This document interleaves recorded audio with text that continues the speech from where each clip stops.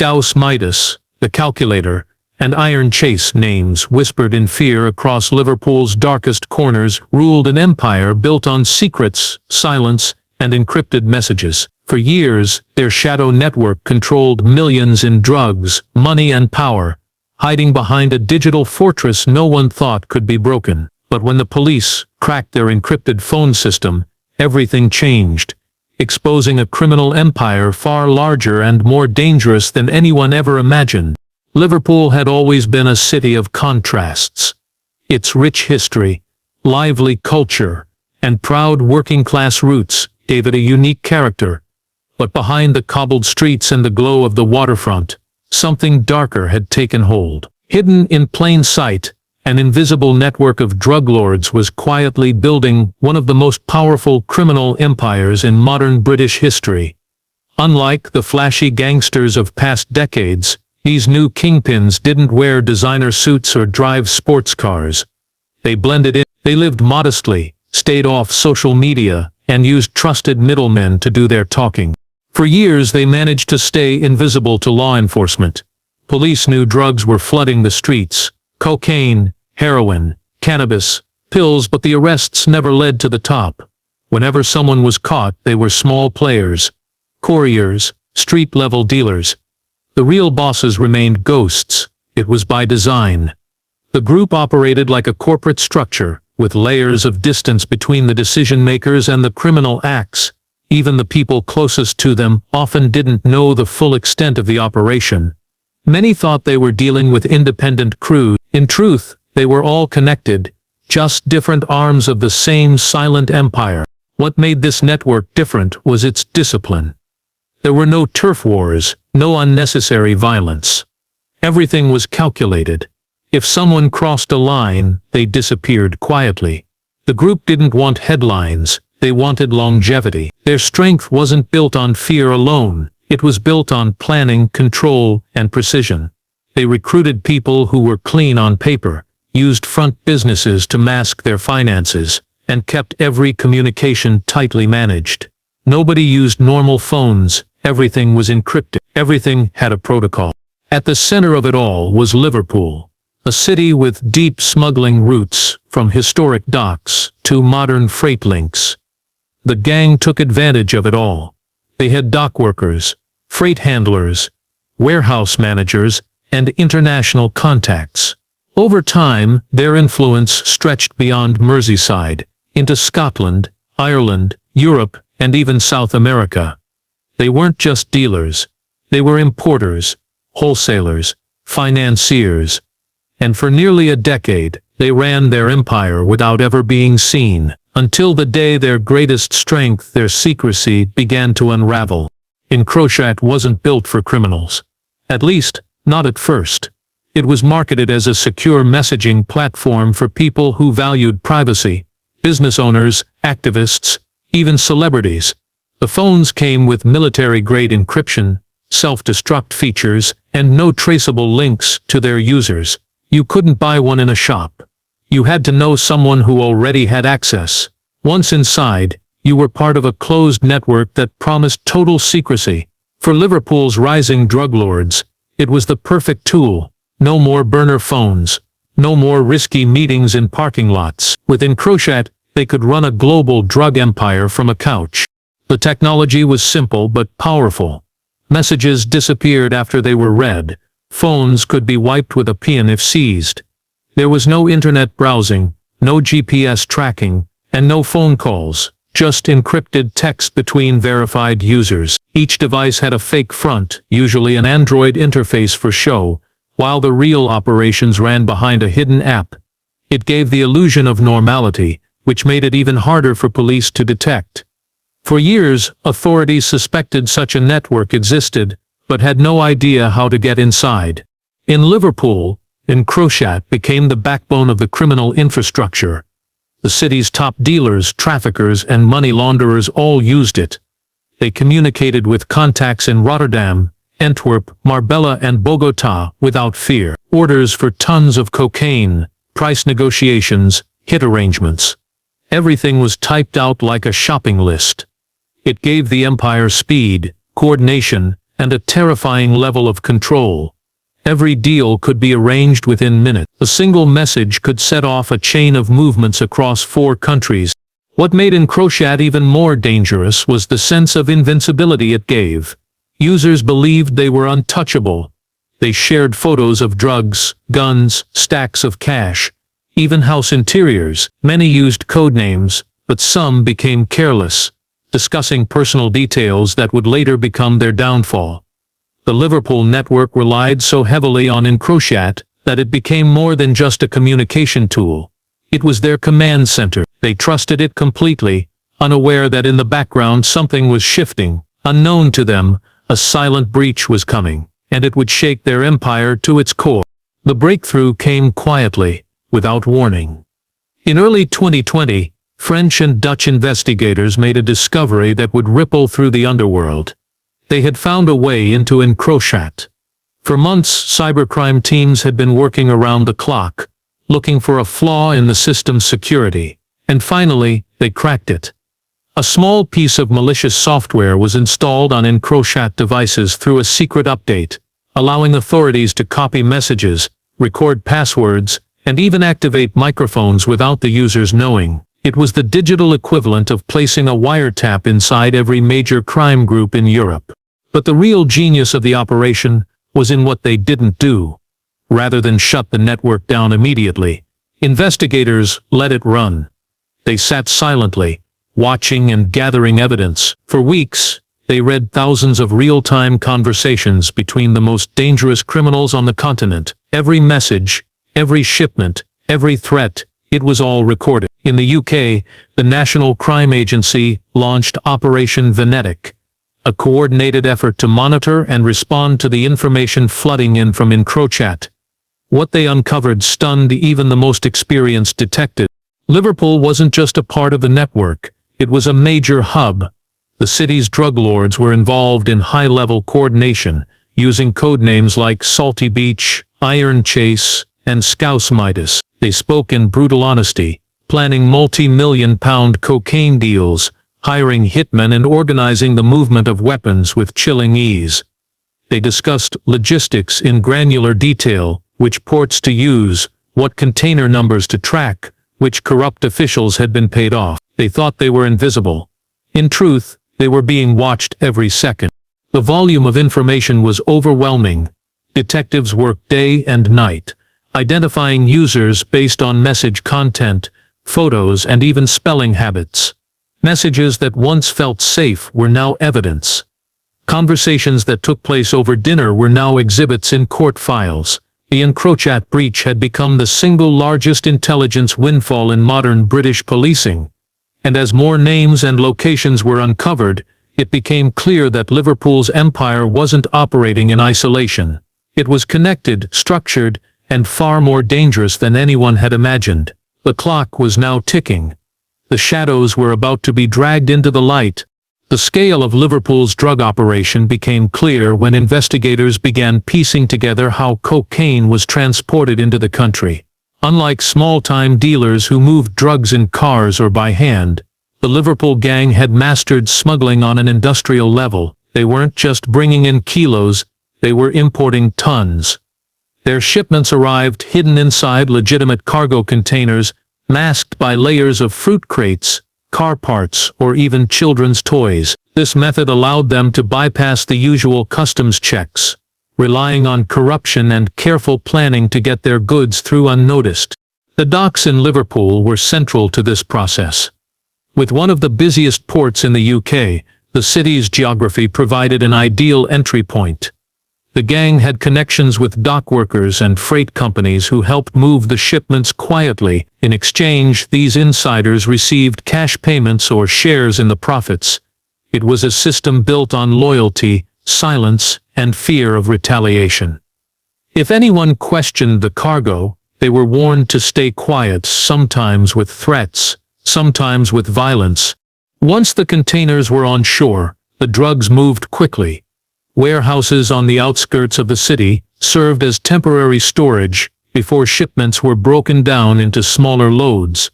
From there, the cocaine was distributed not only across Britain, but across Europe. Countries like Spain, Germany, and Scandinavia became markets.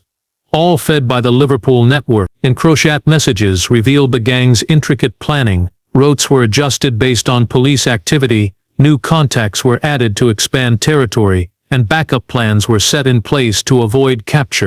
What stood out was how well organized and low profile the whole operation was. Unlike violent cartels known for public shootouts, this group kept its violence discreet. They avoided drawing attention and focused on keeping the drugs flowing smoothly. Corruption extended beyond the docks too. Some customs officials were bribed, allowing containers to pass without inspection. In a few cases, local police officers were suspected of turning a blind eye. The gang's logistics resembled a multinational business more than a street-level drug operation. Every shipment had codes, schedules, and trusted couriers. It was a well-oiled machine, one that made Liverpool a vital hub in a drug empire stretching far beyond its borders. This control over supply and distribution was what made the network so powerful and so hard to dismantle. The inner workings of the Liverpool drug empire were built on more than just smuggling and distribution. They operated under a strict code of silence and discipline that kept the whole network functioning smoothly. Loyalty was everything. Betrayal was met with swift and brutal consequences. But unlike the chaotic violence often seen in other criminal groups, this network preferred to work in the shadows, making people disappear without fanfare. The goal was to avoid attracting attention, so executions and punishments were carried out quietly and efficiently.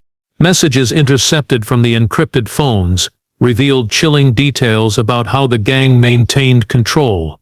If someone failed to repay debts, disrespected the leadership, or threatened to expose the operation, they faced severe so long. It was a silent war fought in the shadows, where the most dangerous weapons were fear, loyalty, and secrecy. At the heart of the Liverpool drug empire's financial power was a man few expected, a highly skilled accountant who went by the nickname the Calculator. Unlike the gang's street-level operatives, he kept his hands clean from violence or direct criminal activity. Instead, he worked behind the scenes, turning piles of dirty cash into seemingly legitimate funds. His expertise in tax laws, offshore companies, and complex banking systems allowed the empire to move millions without raising suspicion. He created a web of fake invoices, shell companies, and offshore accounts that made tracking the money nearly impossible. The Calculator wasn't your typical gangster. He wore tailored suits and worked from sleek offices far removed from the docks or street corners. He understood the risks, but also the rewards of his role. His job was crucial. Without his money laundering skills, the empire couldn't operate at such a large scale. He coordinated with lawyers, bankers, and cryptocurrency experts to hide the trail. Using cryptocurrencies, the gang could transfer millions across borders instantly and anonymously. But the Calculator's success bred arrogance. Over time, he grew greedy, siphoning off money for himself. He believed his knowledge made him untouchable. Secret messages on EncroChat showed him boasting about plans to disappear with a fortune and start fresh in another country. This was a fatal mistake. The gang's leadership quickly caught wind of his intentions. Paranoia and suspicion spread through the network. In a world where betrayal meant death, the Calculator became a liability. Soon after, he vanished. His disappearance shocked the police and the gang alike. Despite extensive searches and investigations, his body was never found. Some investigators believed he had been killed quietly to send a message to others who might consider double-crossing the empire. Others suspected he had faked his death to escape and live under a new identity. Either way, the loss of their financial mastermind was a major blow to the gang's operations. The Calculator's story revealed a harsh truth. No one inside the Liverpool drug empire was safe.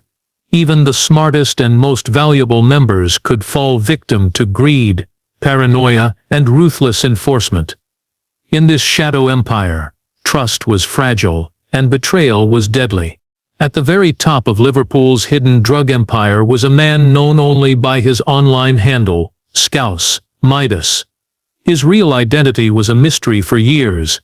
Some thought he was a myth, a ghost invented to keep the network organized and focused. Others believed he was a former dock worker, or small-time criminal, who had quietly risen through the ranks, using brains and brutality to build an empire.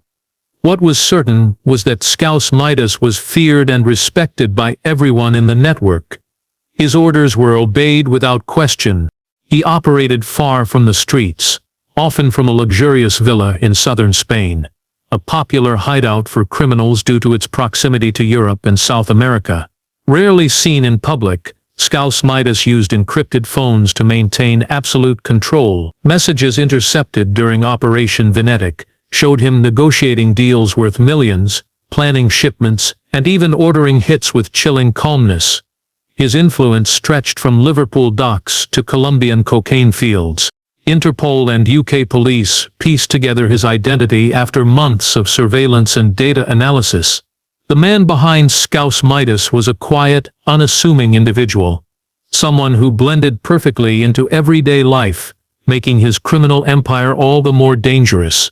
His criminal record was almost non-existent, and he was skilled at covering his tracks. When law enforcement finally moved in, they found a man prepared for battle. Scouse Midas was arrested at a golf resort in southern Spain. Authorities were stunned to discover he had multiple passports, a state-of-the-art panic room, and stacks of cash hidden within the walls of his villa, more than 4 million euros in various currencies. He had anticipated capture and prepared accordingly, but the encrypted messages had sealed his fate. His arrest sent shockwaves through the Liverpool underworld. Without their leader, the empire seemed vulnerable. But investigators knew the network was bigger than one man. Scouse Midas was the head, but the body remained intact. While his capture was a major victory, it marked only the beginning of a much larger battle to dismantle the shadow empire he had built in the quiet corners of Liverpool and beyond. As the police dug deeper into the Liverpool drug network, they uncovered something that felt like a scene from a thriller, a secret tunnel hidden beneath a modest garage in Toxteth, one of the city's oldest neighborhoods. The tunnel wasn't marked on any maps, and had been carefully concealed behind layers of concrete and metal.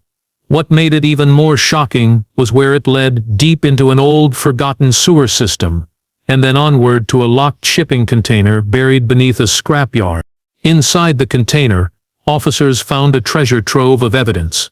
There were stacks of cash in various currencies, several high-powered firearms, encrypted phones, false identification documents, and even burner SIM cards ready for immediate use. This wasn't just a stash, it was a reset box, a carefully prepared safe house and escape plan designed to be used if the gang's operations were compromised.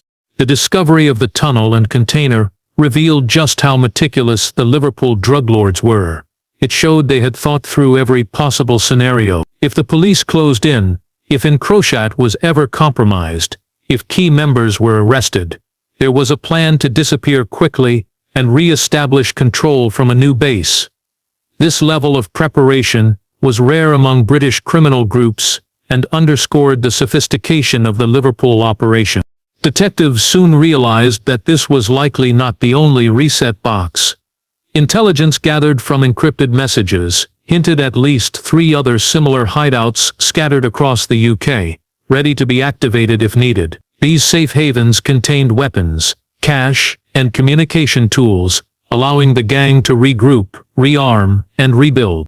The tunnel itself was a marvel of engineering, narrow, damp, and claustrophobic, but expertly hidden. It showed how far the gang was willing to go to protect its leadership and assets. The discovery changed how investigators approached the case. It was no longer just a drug bust. It was a fight against a shadowy network prepared for a long war. For the police, the tunnel was a stark reminder that Liverpool's drug empire had layers beneath layers, and bringing it down would require more than just arrests. It would mean unraveling an underground world built to survive the harshest blows. When the first wave of arrests hit, the scale of the operation stunned the legal system. Over 1,000 suspects across the UK and Europe were implicated, each linked by the mountains of evidence gathered from the EncroChat breach. Courts quickly became overwhelmed. Judges, Prosecutors and defense lawyers faced one of the most complex criminal cases in recent history. Every trial revealed a new piece of the puzzle: high-level drug trafficking, money laundering, violent intimidation, and even murder conspiracies. The web spun by Liverpool's drug empire stretched far beyond local streets. The defendants often appeared calm and confident in court, many denying involvement or claiming ignorance. Their legal teams challenged the validity of the EncroChat evidence, arguing that the way the data was obtained violated privacy laws and could not be trusted. Defense lawyers claimed that the encrypted messages might have been tampered with or taken out of context. These legal battles slowed proceedings, as courts debated whether the intercepted conversations were admissible. For months, the very foundation of the prosecution's case seemed uncertain. However, judges ruled that the evidence was lawful and critical to the pursuit of justice. EncroChat data exposed real conversations, plans and transactions that could not be explained away as fiction. This ruling set a powerful precedent for future cases involving encrypted communications, opening a new front in the fight against organized crime. It showed that even the most secretive networks could be exposed and dismantled. The trials revealed surprising details, from respected businessmen secretly managing drug profits, to dock workers coerced into smuggling, hitmen recruited through social media.